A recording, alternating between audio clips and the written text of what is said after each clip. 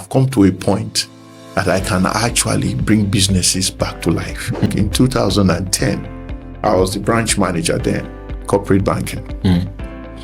And the loan was already bad. It was about 1.5 billion naira.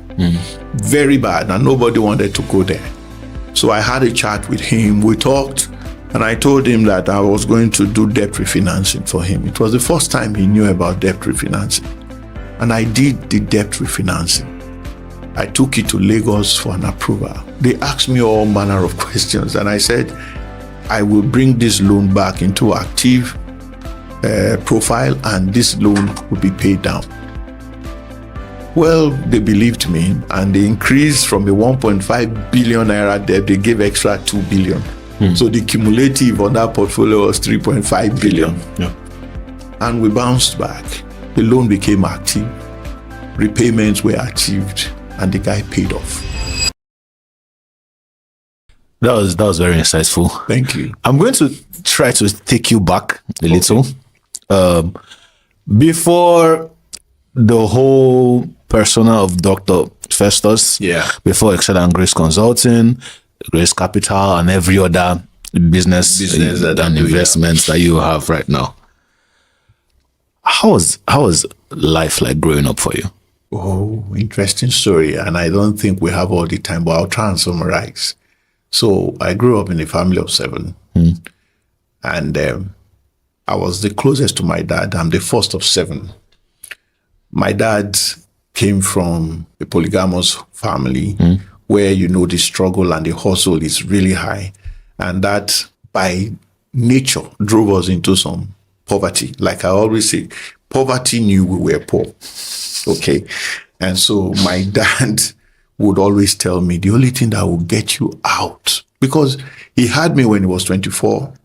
So I was his brother, his son, his friend, and he mentored me completely. And he would tell me some certain things. In my book, Business Unusual, I wrote about him.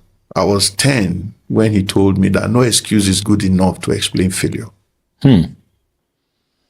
If you lose me today as your father and your friend, you still have to succeed. But you are not losing me. I'm not telling you are losing me. And he taught me another lesson when I was 12. And he said, think of the consequences before you take any action. Because the more of I'm sorry you say to a man, the lesser your value becomes. Now, these were very great lessons growing up, and they shaped my life and everything. So when I left secondary school, one secondary school for another, and I didn't do French in my first secondary school before I moved to St. Patrick's College, I knew that I didn't have an excuse. And so I had to cram French in my class 2. I didn't do JSS. And even though my average was good at 84, I still took 5th position. I was used to coming out first. And my dad, I thought he was going to scold. He was going to be angry with me. But he saw my average. That was when I knew the difference in average. And he said, you did better than you were doing in your former school. And he gave me a hug. I said, but this is 5th position, not first. He said, no, your average is 84. You've been taking first at 72, 68 averages. It means you have upped your game. You understand? So there were some things that built me with him while I was growing up. And then I came out with a first class. It wasn't unexpected because that was his plan, and I worked in his mood. And then I served in University of Uyo. It kept ringing in my brain that you will not be rich if you remain here. And so I took a survey in the University of Uyo then, when I went to do my youth service, 1994. And the richest man there had a bluebird, a second-hand bluebird, Dr. Ofiong. And I'm like, no. That's like a car. A bluebird car. Because people of my generation don't know what a bluebird is. Oh my God. People of my generation see me assuming because of the bluebird. It's a Nissan Bluebird. A Nissan Bluebird. What they know now is GLE. Range. GNX, oh my God, sorry guys, I took you into the early. Oh, sorry. So a Bluebird is a Nissan car, one of those saloons then that appeared to be what those who were surviving or succeeding were using, and this was a prof. But it didn't make sense to me that. So I told my friend. What was the most expensive car at the time? At that time, the most expensive car was a Mercedes-Benz 200. Yes, the flat boot was the most expensive car. And then after then, it was a luxury. Then the V-boot came. Yeah. But that was the most expensive car then. I told my friend, who is a prof now, that I won't continue with the academics. He felt bad because I was quite good being the lecturer in the university, and I left. He continued, and I stayed 6 more years. I wanted to be a banker. So I did everything, went back. I read agri-economics, had a master's degree in Ibadan, and then went to do business administration. And I just wanted to work in the bank. So even when I was not working in the bank, I'll stay in front of the mirror and I'll be orchestrating customers. Some certain things that my dad also taught me, that whatever you can imagine, practice, believe, it becomes a reality. And so, so somehow I was called for an interview and I came into banking in 2000. And that was how I became a banker. And when I became a banker, I was happy. My friends then had become PhD holders, but I really didn't care. I had to follow banking very well. Now, that thing that no excuse is good enough to explain failure stayed with me. I asked my manager, Chris Okoro, who is still my mentor till date. I asked him, how many years will it take me to be a senior manager? And he told me, if you're very interesting, sharp, and dedicated, it will take you 16 years. That would have been 2016. Yeah. That would have been 2016. So I said, but I want to do it less than that. He said, then you have to do extra. You have to be exceptional. So even when I joined NBC International Bank, I started developing products. Then it was a merchant bank that became a commercial bank. So I started developing products. I got noticed. The MD came, called me. In 18 months, I got my first promotion. Well, to cut the long story short, in 10 years, I was a senior manager. Oh. Yeah, so I beat the mark by 6 years. That must have been a lot of hard work. Hard work. Serious hard work. I'm curious, what did you have to deny yourself of to get there? So the banking industry, like you have now, is an industry that shows pseudo wealth to those who do banking. Pseudo wealth, they make you look wealthy, even when you know you are poor. So I told myself the truth that I'm not going to pretend about this. And I didn't like, because I'm from a large family, I had dependents. Then when I came into banking, it was 30,000 naira a month. And I was constantly thinking, apart from hard work and doing some certain extra things, how should I double my income? My target was in 3 years, I should be able to do 30,000 every week. And in 3 years, I got that done.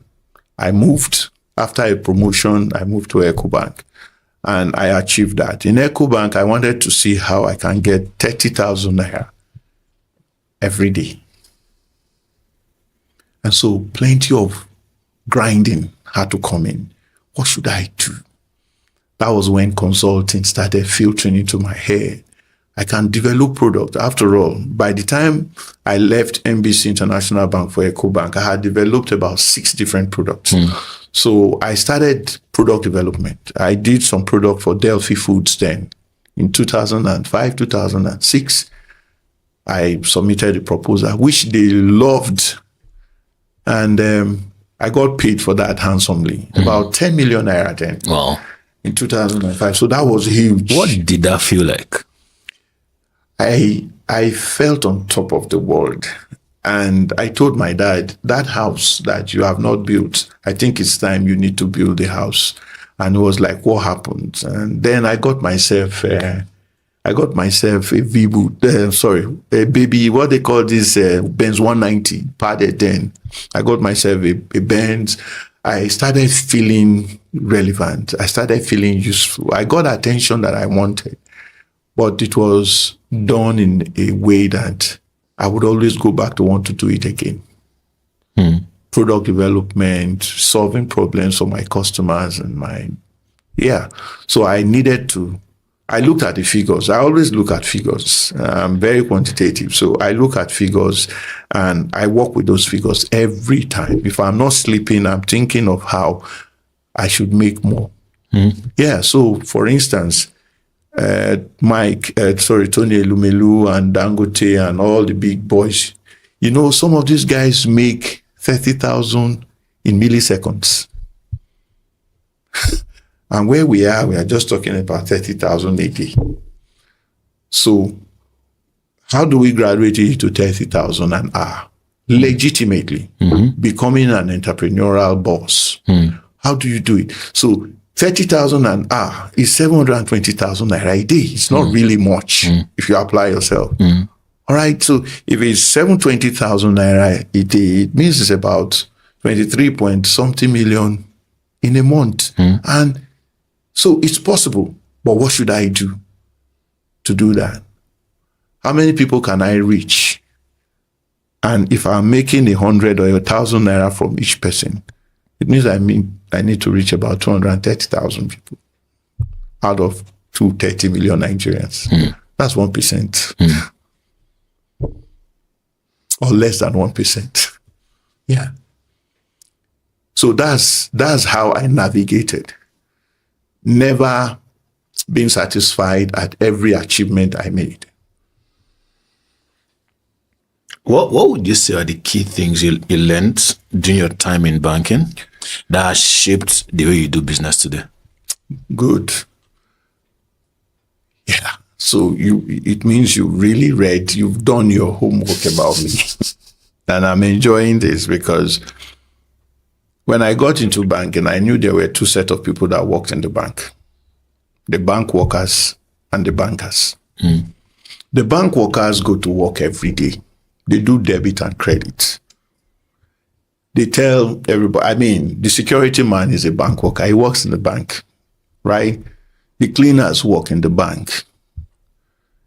There are so many people that work in the bank. They are bank workers. But that was not my definition of being a banker. A banker was someone who knew what banking was all about, who knew what the customer was going through, who places himself sometimes in the position of the customer, and who is rational in saying, this is the truth, this is the position. So while I was in banking, like I said, I started developing products. I didn't just like being me on what you have assigned me to. I started developing products that would differentiate my bank from every other bank. And most of those approvals I got. But beyond developing products for the bank, I started making sure that those who failed in banking, those who failed in their businesses, why did they fail? So I will go to some of these customers who had bad loans and ask them questions. Be honest with me.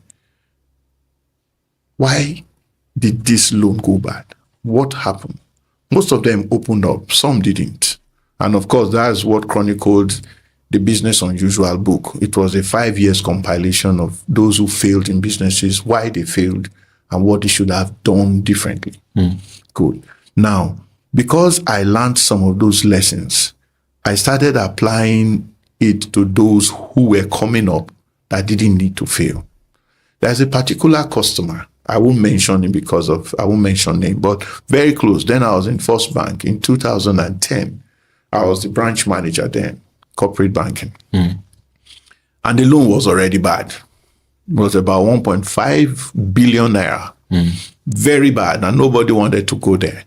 So I had a chat with him. We talked, and I told him that I was going to do debt refinancing for him. It was the first time he knew about debt refinancing. And I did the debt refinancing.